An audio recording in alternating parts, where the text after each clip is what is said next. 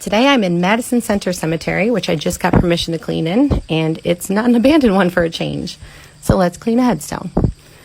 This is the grave of Anne Wilford Blackstone, who died in 1813 at age 45.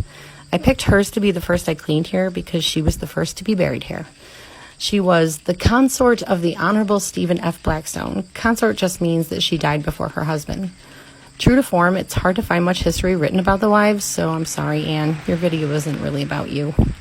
I found out a lot about her family, though. To sum up, her husband was one of 7 men hired on an expedition to create a new settlement in the newly purchased land from the Oneida Indians.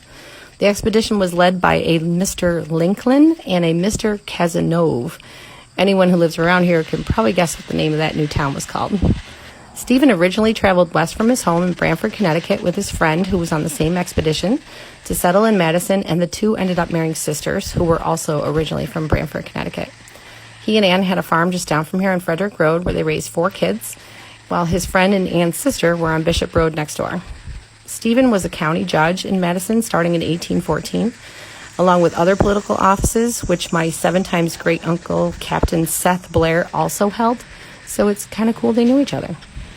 He's buried in Wisconsin with his parents. He never remarried, and he took the kids with him after Anne's death because that's where the rest of his family ended up.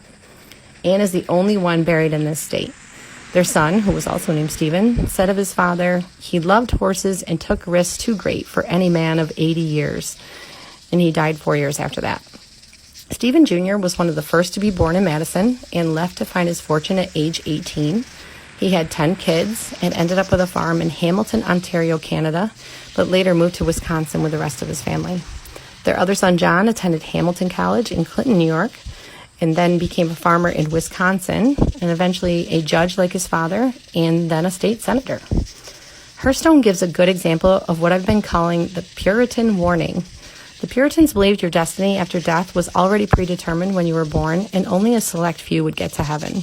The problem was you didn't know if you were on the good or the naughty list, so you should constantly try to live your life proving to God you deserved heaven over that other place. Because of this, they treated every death as a warning to the living. Her stone reads at the bottom, "Stop, travelers, as you pass by. As you are now, so once was I. As I am now, soon you shall be. Prepare yourself to follow me." Hopefully cleaning her headstone helps my chances a little.